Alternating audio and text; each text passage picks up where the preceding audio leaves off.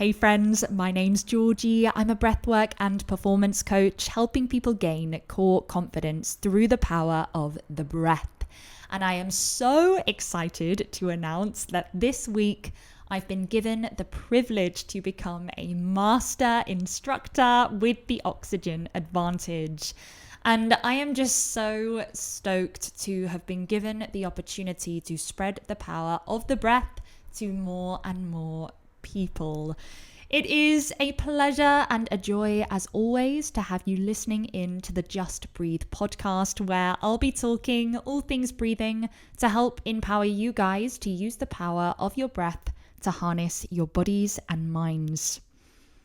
Now, you are in for a real treat with today's conversation. My guest this week is a fellow master instructor with the Oxygen Advantage. Lucas Osorio is the first Oxygen Advantage instructor in Colombia with his father, Antonio. He's been a Zen meditation practitioner since 2008, and he's lived in a Zen Temple and has been ordered as a Bodhisattva. More about what this means in the conversation. I will let Lucas explain it himself. He says it so beautifully, and he has a wonderful accent as well. So it's lovely to listen to, which just adds to the episode. But Lucas's journey with the breath is so unique and inspiring. We got chatting about his experience with ayahuasca and other psychedelics, as well as his experience living with a tribe. We got talking a lot about how going back to our roots and appreciating the simple things in life and how powerful they can be is really the key to unlocking true optimal health. And of course, the foundation of optimal health, I say it every single week, is the breath. So I really hope you enjoy today's conversation. A little bit of housekeeping. If you haven't already, don't forget to like, share, and subscribe to the Just Breathe podcast. It really helps us to keep building our breathwork community. The more people becoming empowered by the breath, the better. All right, let's jump into today's powerful conversation. I really hope you enjoy it. This is episode 48 of Just Breathe with Lucas Osorio.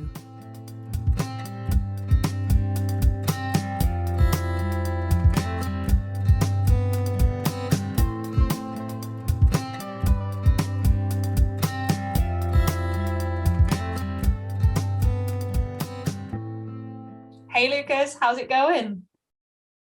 Fine.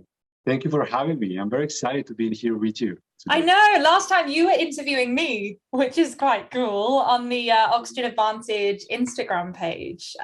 So it's really cool to be sort of on the other side listening to your story. I'm really excited to hear about your breathwork journey. And isn't Oxygen Advantage such a family? I was saying this to Jacko, who I spoke to on last week's episode, how Oxygen Advantage has become such a community, and it's such a lovely thing that people have each other's backs. Do you find that as well?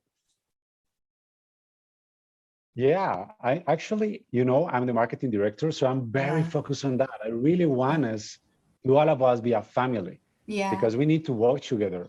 We can do more if we are together. So I always happy to see you guys talking between you and being today with you. I mean, it's amazing. Seeing the community grow. Yeah, and of course, you're so in the thick of the Oxygen Advantage. You're teaching instructors to be instructors, working closely with Patrick in, developing the Oxygen Advantage, spreading the word about the power of the breath, doing some amazing stuff. But I'd love to know where it all started for you. How did you discover breath work? How did it kind of come onto your path? How did it all happen? Well, it's a long story, actually. And I never thought the reading was so important, My father has been a meditator for 30 years. Oh, wow. From Zen Meditation. And when I was 16, I went with him and my sister to live in a monastery, a Zen monastery here in Colombia with a French master. He's called André Lemort. He's French.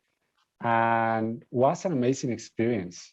I mean, the Zen meditation is very strict. It's from Japan, so you know, Japanese people are very, very strict. And I was pretty young, but I learned a lot about life living there, because I mean, every day was the same.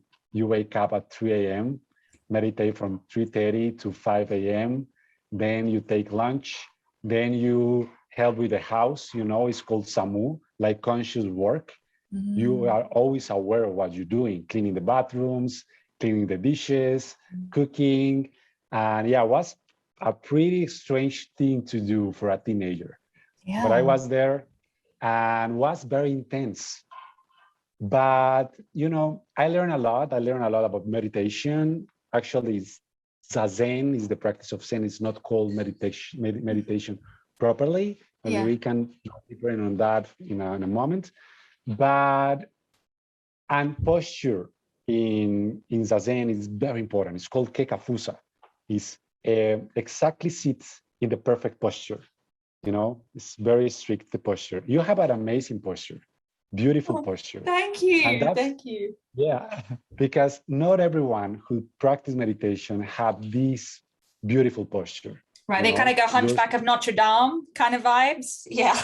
Yeah, some of them, or they try to do the lotus, but they don't do it properly, and that can damage your knees, that kind of things. But yours is very good. So thank you. I did a lot of ballet, so I think that whipped me into shape for meditation, you know? Maybe that helps, of course. And well, you know, with Zazen, we never thought about breathing properly, never in the temple.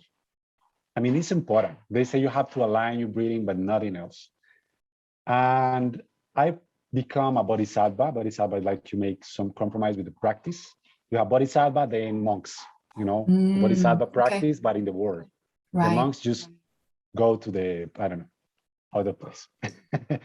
So this practice was very with me all these years. But doing that, I was having a normal life. I was not this enlightened guy that just meditate and going in sandals around. No, I used to work in marketing, having a normal life, looking for, I don't know, how to make money and pay my rent, you know, all these kind of things. But of course, practice was always there with me. And like 5 years ago, I take ayahuasca for the first time. And I had a good job, everything, and this just break my life in two. And I decide, this is not what I want. What I do with my life, with marketing and all this stuff, trying to make money, and it's not what I want to do. So I decide to go to a mountain. I live with my dog, and I had the opportunity to live with a shaman and take a lot of ayahuasca and yoga and other things. And I decide to create a meditation school. And it was like a crazy stuff, because you say, well, maybe people don't want to meditate. And actually, some people want, some they don't. A lot of them is women. Women are more open for this. I don't know why. And a lot of them start the meditation journey, but they just run away. And you say, why? If all masters say this is so great for health and for knowing yourself, what is happening? What people just run away. And after like 1 year to doing this, we found meditation. I'm sorry, breath work. We found the Wim Hof method. Of course, everyone starts with Wim Hof, because you look for breath work in internet and you find him. But what we find out, because I was working with my father, is like you never see a Zen monk meditating and hyperventilating. You don't imagine that. They are not sitting and... No, it looks totally effortless, doesn't it? Totally effortless. Exactly. So we thought must be more in this breathing work. And going deeper, we found the Buteyko method. And Buteyko is like, wow, the completely opposite, and was like amazing. This is very similar to what the monks used to say. And then we found Patrick, of course. And we found the Oxygen Advantage. It was like, wow, these have everything. not just the carbon dioxide, but it's focused on healthy people. And I don't know, what's more complete at that time. We don't even understand it completely, but it was like, we want to learn with this guy. Yeah. So we write Patrick and told him like, okay, we are in Colombia, we want to learn the method. And he said, that's okay, let's do it. And we just take it. And that just changed everything. Because when you put breathing in the meditation, you have something so powerful. Because you can even teach it to people and you don't have to call it meditation. Yeah. And you are doing something very good for their health, mentally, physically, I mean, in all dimensions. So it was like, boom. But it was pretty hard actually, because at the beginning, I mean, if in the UK is difficult sometimes, well, in Colombia, it's more difficult. People like, no. What? Really? So we start like charging like literally like $5. Wow. Okay. At the beginning for class. Yeah. And was like, okay, let's just try it. And was like 1 year to charging like anything, giving away, just learning how to teach. And then like everything just started growing. It was so beautiful. I don't know if I start like saying more things, but more or less that was my journey. Yeah, that's a beautiful journey, and that's really amazing. Could you briefly explain a little bit more, because I think it is so relevant to the Oxygen Advantage, about Zazen? Because I love Zazen. I think it's one of the most beautiful practices I've probably ever come across, and I definitely want to learn more about it myself. But for people listening, I'm sure they hear that word and they sort of think, oh, I've heard the word Zen, but Zazen, what is that? So could you explain a little bit more what it is? Yeah, sure, of course. Well, when people think about Zen, they think like decoration. Yeah. You know, it's like Zen decoration. But actually Zen, I mean, I don't want to go very philosophical, because I really like for people to understand things from their own body. You know, so if we take the word Zen, okay, Zazen, a lot of people just translate it as a seat meditation, right? Or sitting practice. It's just that. But some masters say it's just being exactly being perfectly sit in the exact posture. Right. Or sitting. I'm sorry, I'm just bringing the words in Spanish to the English. Sitting like a powerful mountain. Sitting still like a powerful mountain. And if you see these masters, a picture of their sitting in Zazen is like, they look like a mountain. You know, anything can go through them. It's insane. But if we take the word Zen, you can go for the yoga. In yoga, they have this word dhyana. Right. Dhyana is the previous step to samadhi. That is like the enlightenment. The bliss state. Yeah. And what was exactly. So this state, it just means I forget the words in English, but it's like awareness, attention, you know, mindfulness. It's like the observer and the observed, right? Exactly. Yeah. Is that a state of the whole when you are present? Yeah. Right? The whole attention. And Jhana traveled to China. Right? And Chinese people couldn't say Jhana, so they call it Chan. And then this traveled to Korea, and they couldn't say Chan, so they call it Zeon. And they traveled to Zen, to Japan, and it's called Zen because Japanese people couldn't say Zeon. So it's the same thing. So don't struggle trying to understand. It's the same root. It's the same state of awareness. Call it Zen, call it yoga, call it Tibetan meditation, anything. But it's the same thing. It's something called the philosophy. in Spanish is perenne, but I don't know how to translate that. But it's like the truth that is universal to all traditions in the world. You know?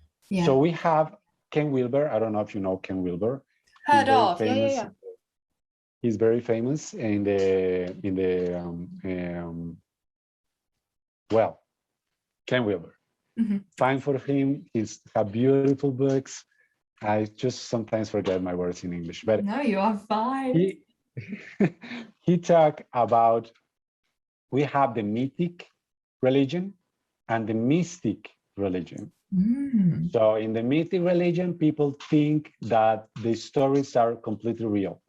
Right. So Jesus was walking over the water, and for Indians, the word is over a elephant, that is over a tortoise, and it's over a, you know. Yeah. But if you go to the mystic, if you understand it from a mystic way, this just was a story that wanted to say something deeper. That had a message. Right? Yeah. Exactly. So if you go to the Christianism, the Santa Teresa, she used to say, God is in the silence. That's beautiful. And it's beautiful. And Zazen is the same thing. Yeah. Find the silence, right? So, and I think if we go deeper and we try to understand this from the body, because in Zen, we have this beautiful word that is taitoku. Taitoku means understanding through the body. I love that. You know, so the posture reveals what is wrong with the mind. Yeah. The Western people try to fix everything with the mind.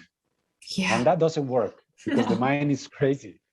But if you go to the wisdom of the body, if you change your posture, if you recover your breathing patterns, you will see how your mind follows the body. And that's a completely different approach to our problems as human beings. 100%. And it almost is you can't quite pinpoint the breath to the mind or the body. It's almost that gateway, that bridge to both, to connecting body and mind. And that thing that one of the best things, I heard it actually in a great podcast from the Huberman Lab, and it resonated so much. And I've said this a few times, that everything is neural, and he said there's no body and mind, everything is neural. And I love that, because the breath is the gateway to the nervous system. And so if we can change our breath, we can influence the nervous system. And then, like you said, we've almost rewritten the narrative of our own bodies and minds. And I think that is just beautiful. That's important what you say, because I mean, the dualistic mind about the mind is different and is disconnected from the body, or there are two parts of one thing, that's not true. I mean, when you go to the breath, you discover how they are connected. They are just one thing. You know, actually, you don't have your brain and your body. No. Your body is an extension of your brain. You know, everything is mind. Right? So just you try to fix everything with a rational mind, and that doesn't mean any sense. But in Zazen, I found something very special. And it's when people look at Zen, they always look the posture, because it's what you can see. And Western people always focus on what they can see, you know. But there is something that you are not seeing, and it's the breathing pattern in Zazen.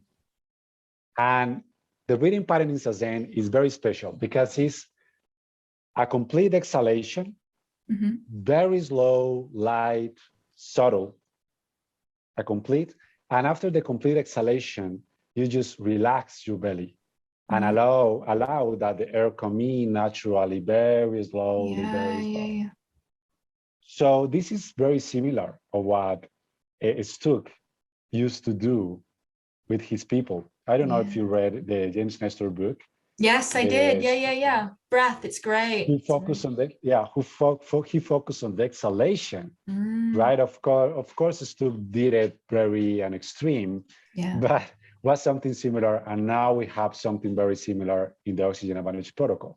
You exhale completely and just release the belly and allow the the breath just come in. And when you do that, your diaphragm is coming to his resting position. Yeah. And that's very important for your breath. Yeah. So these guys used to knew that, right? And Zen monks used to have 4 breaths, 5 or 6 breaths per minute. Wow, so slow. So it's like, boom, we are just, I mean, coming to the same thing. And tapping actually, into ancient wisdom, right? It's the same thing. And maybe I can say that the posture is made for a proper breathing. Yeah. You know, because if you don't have a proper posture, you cannot breathe correctly. No.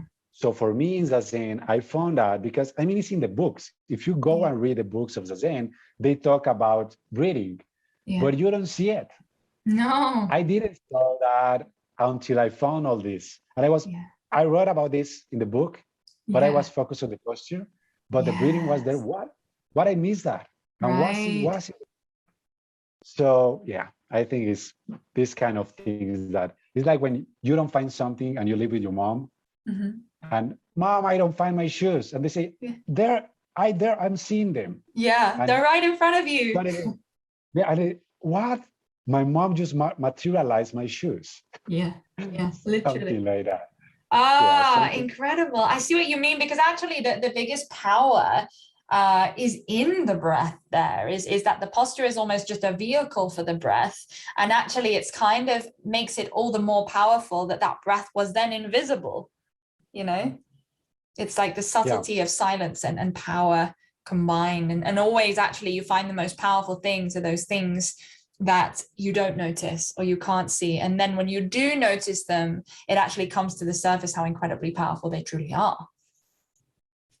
I think we need to come back to the subtle parts of life. Yeah, definitely. 100%. We thought about this in our conversation in Instagram. The Oxygen Advantage was like, in the subtle movements, in the subtle parts of life, you are giving strength when you are more active. Like the Qigong, right? They are very subtle, where you're building your strength. And if you go and do a very light breath exercise if you can maintain the light breath, when you go and have a very long run, your breath will be amazing. Yeah. You know? So the subtle part of your life build the foundation for the active part of your life. Yeah. So the bad thing about this is subtle is not sexy. Yes. So how you show that? And I had an interview with James Nestor the last Friday. And he was telling me, like, of course, makes sense, because if you look the Wim Hof method, holotropic breathing, you can see it. But people are like, wow, the ice and the breathing, and it's very cool, but literally. But if I sit here and just breathe light, fuck, that's very boring. You know? So I don't know how to do this. It's like a struggle we have in the Oxygen Advantage, how we can make breathing sexy without hyperventilating. So well, I think the key to that is experience, Lucas, like with me, and I think I said this to you before, when people throw out that line that they always do, that I've been breathing my whole life, what do you mean I need to breathe less, and all this jargon. I say, well, just try it and just see how you feel. Like, I'll tell you the science later, but for now, just do this exercise with me and try. And I tell you, I've had tears. I've had people saying, I don't think I've ever actually taken a proper breath in my life. People realizing that and this was almost my realization with the Oxygen Advantage, that I had been rushing through my life, still do sometimes, but I'm getting better, and that actually less is always more.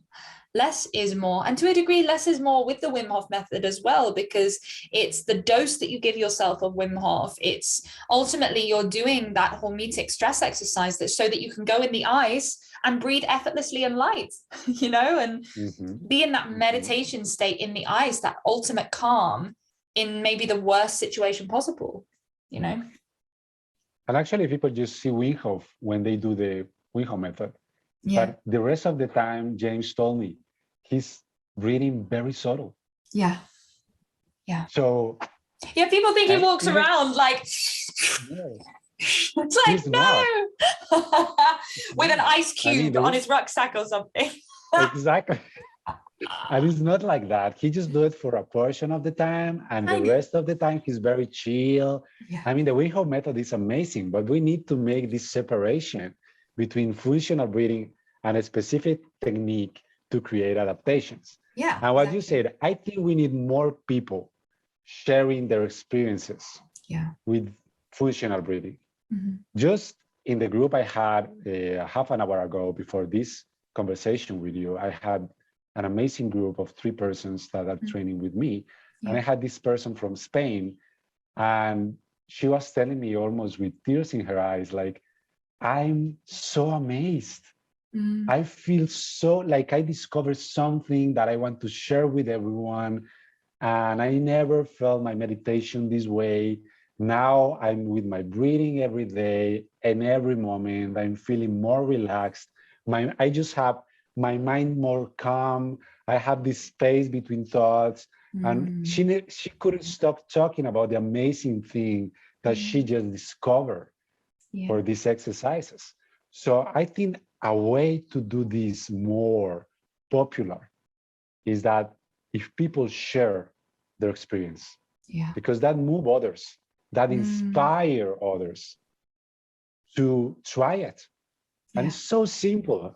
It's anyone can do it, you know, and that's the thing. It goes, anyone that's had a big experience with Wim Hof is that the Oxygen Advantage exercises are the next one to try, because they are both correct in terms of optimizing your health. It's just that Wim Hof, like Lucas said, you do for maybe 12 minutes in the day, 15 minutes. How are you breathing the other 23, you know, and 45 minutes of the day? How you like, you know, and that's the Oxygen Advantage, functional breathing. And, you know, I'm teaching a lot. I don't like the word fitness. I like to say movements, but I'm teaching fitness as well. And I also say to people, I'm very much functional women's fitness. I'm like, great, you can lift this huge, like really heavy barbell. That's fantastic. Good for you. Can you stand on one leg?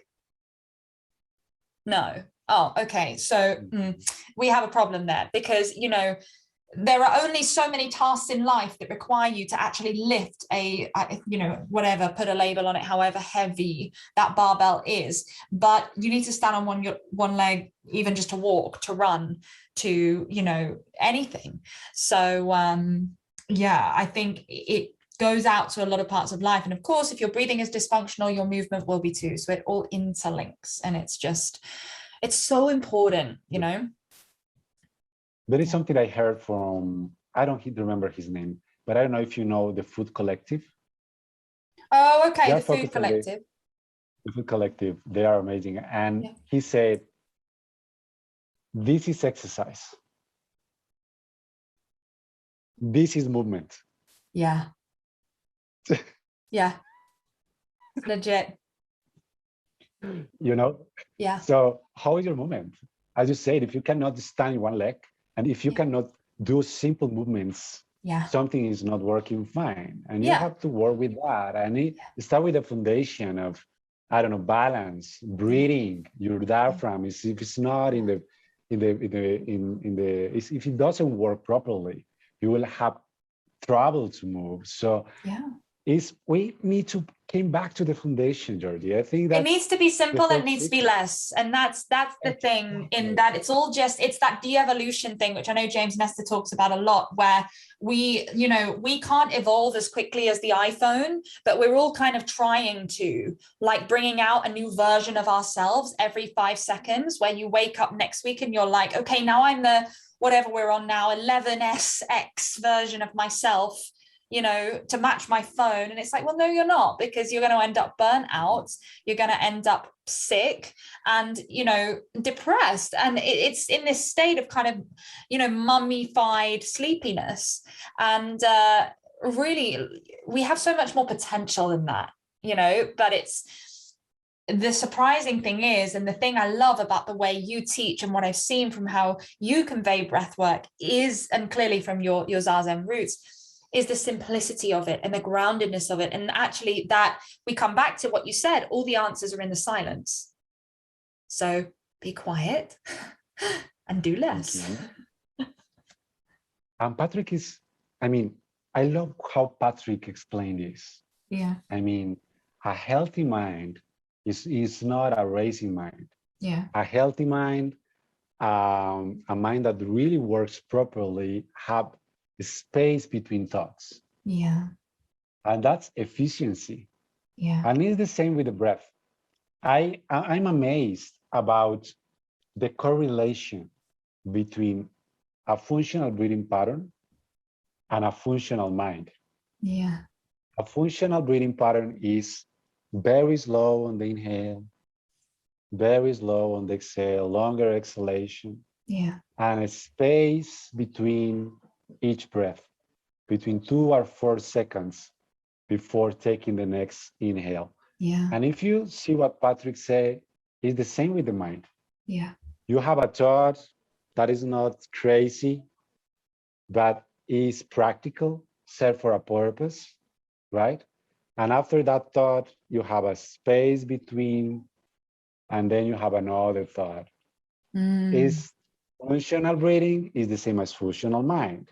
Yeah. So maybe if you achieve a functional breathing pattern, then slowly your mind will become functional as well. You'll learn better, your relationships will get better, your communication, your memory, exactly. Your ability to learn. It's that neuroplasticity effect, right? Everything that happens when you breathe properly in your nervous system is insane. I mean, and it's the easiest thing you can do. I mean, you don't have to do complex things. And I think we have to change how we understand potential. Because people, I mean, if you say you have to explore your full potential, so people think they have to, I don't know, do all of this. I have to run faster and jump higher and do crazy things that I can upload on Instagram. No. Maybe the full potential of the human being is in the silence. It's just being in one task and can have your whole being in that task. Can be anything. Can be cleaning a bathroom. Yeah. Can be creating a masterpiece. Can be just writing an email. But you are so on it. You are in this flow state. And in that moment, you are really enjoying your life. You know, so beyond your circumstances as well, right? Exactly. Whether you're a cleaner or the CEO of Apple, you get the most joy out of everything you do because it's the joy that's within you. Yeah. The potential of joy. That's beautiful what you say. It's not what you do, it's how you enjoy your life. Yeah. If you are present, even in the pain and in uncomfortable situations, it's not about being happy all the time, hippie and knocking something. No, it's I can be my life as it is. Yeah. And you find that, sometimes when you go to the uncomfortable situations, and some people do it because they want it, like when you do free diving or something like that, or you become a monk and you have to sit for 8 hours in a row, and that's completely uncomfortable. Right. But what is the goal of that? To find the simplicity, to find the calmness of the mind, to find yourself in something that is so difficult, but you find that at the end, you can find the peace even in that situation, right? I love that. We have to change the way we understand human beings. Yeah, 100%. What we are, what we can do, and how breathe can help, because it's universal. Yeah, and I think absolutely. I mean, breathing doesn't fix everything. We just had a comment in the Oxygen Advantage. Oh, you cannot say that nose breathing can fix everything. That's true. That's completely true. But try to have a peaceful life breathing through your mouth. Try it and let me know. Try. Try it. And that's important as well to put across that, you know, both of us are as such breathwork advocates and nasal breathing advocates, but we're not sitting here and saying, oh, if you breathe through your nose, if you know, you can cure cancer, or you can you know, stop a heart attack, or you can, you know, I don't know, reattach that leg you had amputated. No, you know, it doesn't work like that, but it can massively elevate your life and help you to find more joy and deepen your experience and optimize what you already have. And who doesn't want that? Of course, if you have a deeply mind state, I mean, psychological issue, and it's very deep, I don't know, it's personalization, a deep, I don't know, anxiety or depression, you need a therapist. Yeah. Right? I'm not saying we don't need therapists because now we have breathing. We don't need, I don't know, doctors.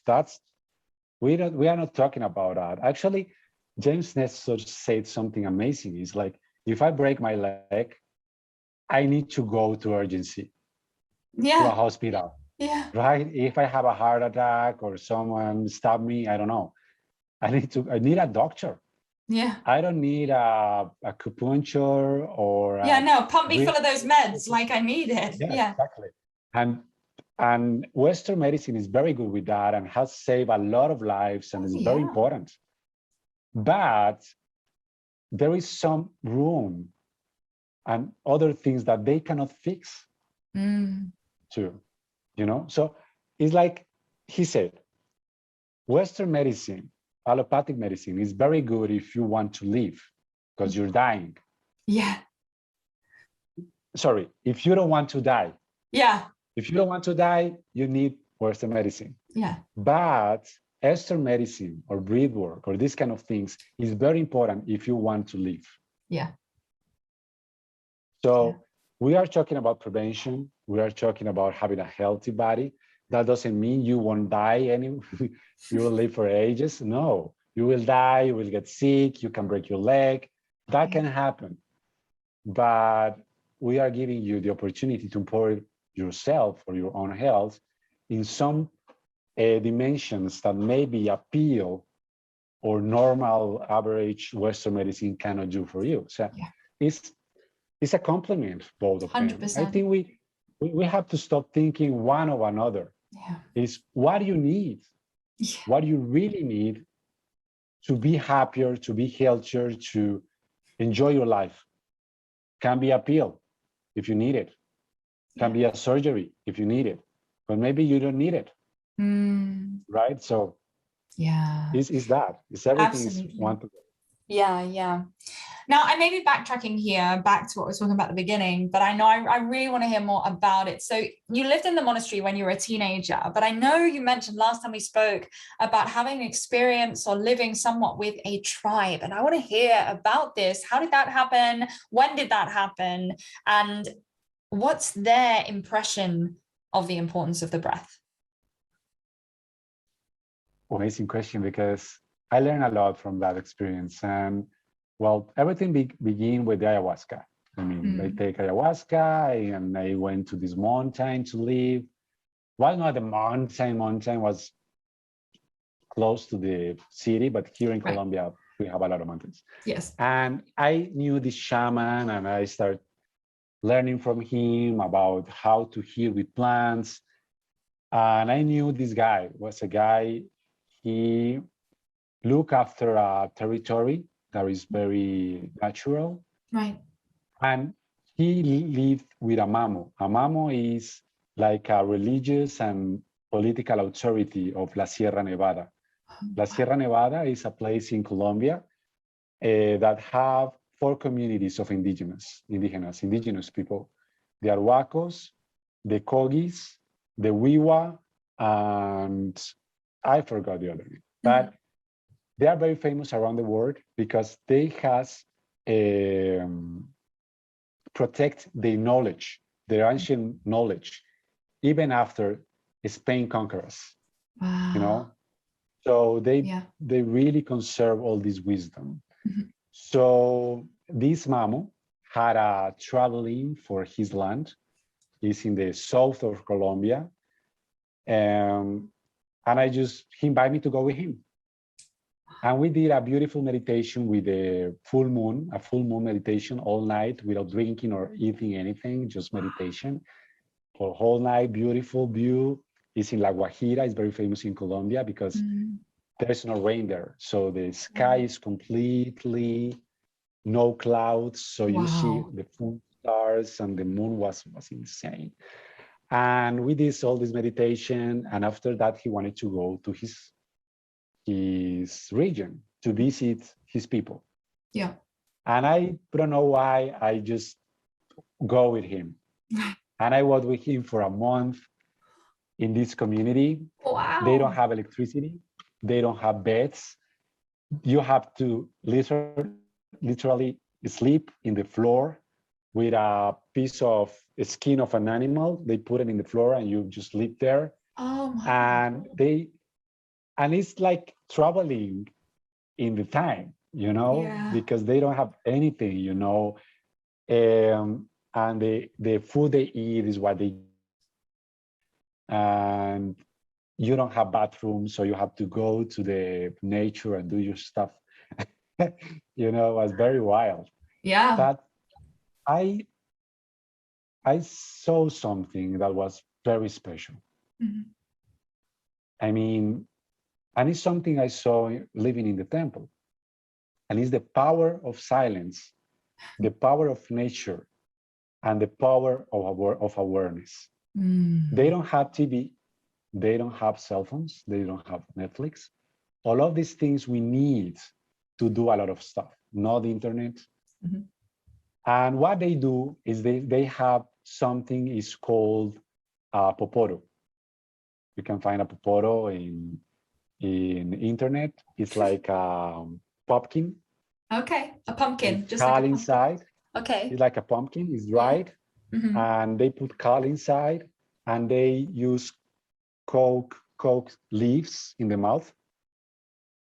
And with the caul, they put it in the mouth, and I have to show you for you to understand. But it's something they do all day. Right. And when they do this, they are meditating. So they are meditating every day. Wow. And they meet themselves and they talk all night. They don't sleep. They sleep nothing, like 3 hours.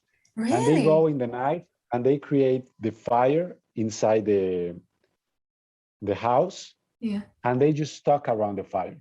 Wow. But the way they talk is very special. But because one person can talk for half an hour. He's just talking about his experiences, what he does, his thoughts, and the rest is just listening. Yeah. They are just listening, and the only thing they do is right, like saying, "I'm here, listen." Yeah. I'm with you. I'm present with you. I'm with you. I'm present. I'm understanding what you're saying. So they are listening and they are learning. And when an older person talks, everyone shut up, because this person have more experience. And it's the way they learn from each other. Right. And one thing very special, Georgie, was watching the kids, little kids, 3 years, 4 years, 5, 7, sitting completely in silence, listening. Wow. No, Mom, I want this. Mom, I don't want, I'm cold. Blah, blah, blah. Nothing, no playing around, just learning. Wow. And something amazing is, for us in the Western world, for a kid, you, how you say that? When a kid do something good, you give a like prize, a treat or a reward. Yeah, a reward. Yeah. The reward is laziness. Yeah. If you do your homework, you can watch TV. Yeah. If you do your homework, you can eat candy or something. Yeah. A candy. Or you don't have to clean the dishes. Yeah. You know? And cleaning the dishes is a punishment. Yeah. Right? So you grow thinking that responsibility is something bad. It's like a punishment. Yeah. Right? For them, good behavior is reward with responsibility. So you have a good behavior, now you can help your dad in the field. Okay, you have a good behavior, now you can have a machete, so you can cut stuff. You know, you can light the fire, you can, so they grow, like helping the community is a reward.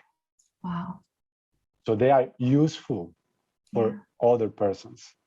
And was like, wow, they enjoy silence, they can listen each other, they are always helping others because they know they must do that. And was like, wow, we are missing something in our society. Yeah. You know, I never saw a mom screaming to a kid, shut up, why are you doing this? Never. No. Never. Was so silent. And another thing, I don't know if I can continue with this. Yes, because please. It's so important. It's like babies. I mean, pregnant women, they don't stop what they do. I mean, they are pregnant, but they continue working. I mean, here in the Western world, if you are pregnant, it's like having a disease. Yeah. They show you all the risks you have. Yeah. It's like, you know, you cannot do this, you cannot do that, or you're sick. Yeah. We have to care about you because you can lose your baby, you know, you can lose. And there is like, no, they continue with their lives. Of course, they have some months when they care more. They are very careful. But when they have the child, they always carry the child in the back. And I mean, their posture is perfect. Wow. Because the way they carry the baby is always, you never see an indigenous person like this. No. It's very difficult. The posture is amazing. And the baby is always in a good posture. And even the baby is always with his head looking everything. But when he gets sleep behind her and the head just falls, she have like a piece of cloth that she tied in her head. So the baby, boom, is sleeping. Wow. But his head is in the right posture. It's like, wow, we don't have this in the Western world. Why don't we have this? Horrible. Yeah. And children, the computer game posture, like a mouth open, right? Chin forward. Awful. Yeah. It's horrible from that. And other very important thing is like these women don't stop their lives for the baby. No. I mean, my baby must adapt to my life. Yes. Because I have to work, I have to walk, I have to cook, and I cannot stop because I have a child. So even they go and dance. They have these huge parties with an accordion. I don't know if you know our accordion. The accordion. Yeah. They sing this music is called chicote, is from them, and they dance a lot, and they are drinking and dancing with the baby. With the baby in the back. And the baby is sleeping, like loving and she's it. dancing. Oh my god. It's like I don't stop my life for my baby. My baby learn my life. Yeah. And women in the Western world, they stop everything. And they're so careful. Yeah. I cannot go to party. I cannot do anything because my baby. Yeah. And what we are teaching them is what we are teaching to our kids. Life is dangerous, right? That's what we're teaching them. Life is dangerous. Everything is a danger. And you came to my life and make it more miserable because I now cannot do what I used to do. Yeah. I sacrificing myself. And I think we can learn a lot from these people that don't live in cities, don't have electricity, Wi-Fi, but they have this connection with life, with their breath, their posture, the diet. I mean, amazing what I learned there. And wow, that's why I don't live in a city right now. I just can't. No, me neither. I can't. No, I live in the countryside and I can't. Yeah. No. I don't know. Maybe I do it too long, my story, but no, that was incredible. And I know James Nestor even writes about the women in indigenous tribes with the babies, where if their mouth comes open, they close the lips gently to keep them breathing through the nose. And it's just beautiful. And it is time, you know, I really feel like we are going through a big transition in the world where we're being shown, and almost, you know, that if we really want to live, then the way is to come home. We don't want to go anywhere or transform into anything. It's to come home to our roots, to our simplicity. And I called my first step towards breath work, you know, because I would never call myself a real master of it until at least 10, 15 years time. I'm just getting started. I've been doing it a couple of years, you know, but I really call it a homecoming, that I've like taken the first steps to coming home to myself. And now every decision I make in silence. I come back to, I say, excuse me, I need a few hours. Let me just go breathe. And then I'll let you know, because all the answers are there. That's the crazy thing. And I've got so much to learn, and from people like you and Patrick and so many wonderful mentors I'm so lucky to have. But like these stories, and, you know, to go and experience things like ayahuasca and, you know, meet those people in the flesh, it just, you know, must be the most incredible experience. And to learn from experience, rather than, you know, spending all your life on Google trying to find what everyone else experienced, going, well, why don't you experience it? You know, that's important, to experience things. And with ayahuasca and entheogens, I mean, that's a whole world. And I think we have more tools there to explore. And mixing that with breathing is amazing. We can help a lot of people. But we need to break paradigms. Paradigms, yeah. Paradigms, yeah, sorry. No, okay. We have to break paradigms around all this stuff: breathing, posture, plants. I don't know. We have a lot of work to do. We do. Definitely. But that's what I'm doing, because actually now I am master instructor. You are now one master instructor. That's pretty awesome. Congratulations for that. I'd love to have you in our team. Yes. And I think what we need is goals, or not a goal. I don't like goals, but purpose. Or an intention, maybe. Intention or purpose. Purpose in life. Yeah. That include helping others. Yeah. So with breath work, with the Oxygen Advantage, I find my purpose. And I can say, I didn't have one. Yeah. And when you don't have a purpose, you are full of anxiety, because you don't know what you are doing. But my purpose now is that everyone in the planet can breathe properly, live without anxiety, without stress, that they can enjoy their lives, enjoy the body, enjoy the movement of their body. And they stop fighting against life, because life is not about fighting against anything. Yeah. And that our kids can grow healthy. And I know I won't achieve that in my life, that every human being do this. Yeah. But having this purpose makes me move every morning. Yeah. Makes me wake up in the morning and ask myself, okay, how many lives can I change with what I know? I don't know a lot of stuff, but I know a couple of things that can help people. I will share this. And that's what I'm here with you. Like this conversation is we are open doors to people that will hear us in the future. And maybe they hear something that help them to live better.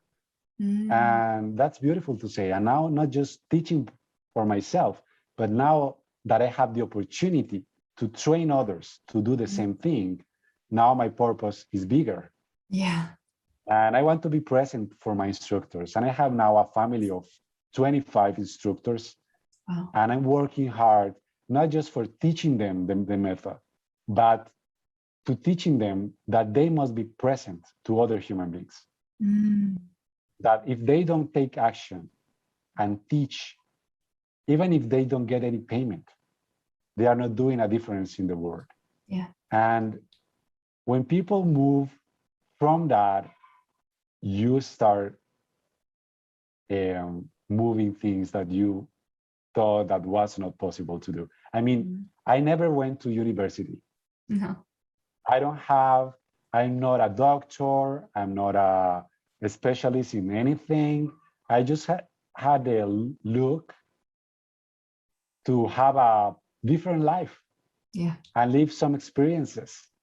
And now I'm doing this amazing thing, working with Patrick, training other people, and they are doctors, they are chiropractors, yeah, they are breathing therapists, and I see myself and say, what I'm doing, teaching all these people that has been in the field for so long.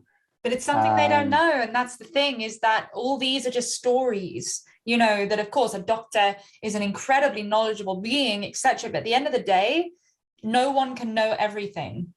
And if, you know, and also I don't have a degree either yet, but all of, you know, a lot of people say when I say, oh, you know, I really would love to have a degree one day, is because I was an actress, they say, you know, well, where did degrees come from? Books, right? It's really just a lot of books compiled and then someone stamped an assessment on it and called it a degree. And you're like, oh yeah, true. You know, it's all one big story about, and that, you know, sort of creates these borders where actually you're like, oh yeah, knowledge really is knowledge. You know, so yeah. I think the best knowledge, the people that are very experts, even if they don't study the thing, yeah, is because they have a purpose.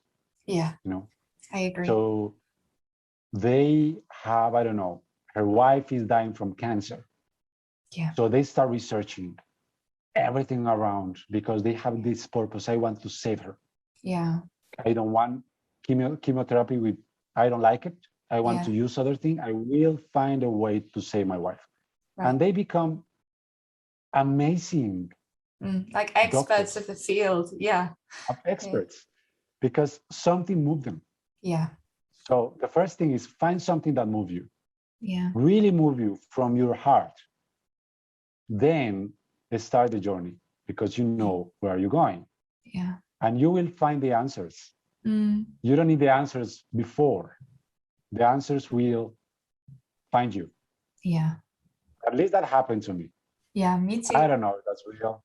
No, it feels real and it feels powerful, and you know, it's all of us working together to try and help the world breathe better. But yeah, Lucas, like, your wisdom is just beautiful, and it's all derived from the richest experiences that, you know, I'm sure so many of us would pay hundreds and thousands of pounds to have, and that, you know, always those best experiences come for free. So thank you for sharing them so much. What have you got on, what's coming up for you, and also where, you know, can people find you to work with you on social media, or on or do you have your own page on the Oxygen Advantage? Don't you? If people want to learn more about the Oxygen Advantage through you specifically, where can they find you? Sure, you can find me in my personal Instagram account. It's called El Respironauta. It's like the Respironaut in Spanish. Right. El Respironauta. Gotcha. I'll put that in the show notes because none of us can spell that. Yeah, I know. I'm sorry. But she will do it. I'll do it. Yeah. And you can find me as well in the Oxygen Advantage en Español. Okay. Like, because I'm bringing the method to the Spanish market, so you can find me there. Yes. I'm training instructors in Spanish, of course.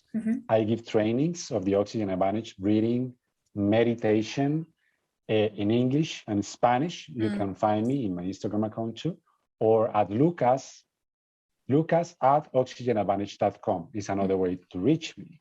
Right. And I give retreatments in my house here in Colombia for mindfulness, breath work, of course, with the Oxygen Advantage, and ancient plants like ayahuasca, and are amazing experiences. So anytime you can come to Colombia, know a little bit more about this, George, you are more than invited. Thank you. Patrick want to come sometime, so maybe you can come together. Yes. So yeah, that's the way you can find me. And amazing. I hope we can have another conversation or another topic. I really enjoy it. Yeah. And I'd love to be in the other side. I was the host last time. Now I am the guest. Yeah. And I know we have a lot of things to talk about. Absolutely. You are an amazing person. Thank you for so helping me. Thank you so much, Lucas. Thank you.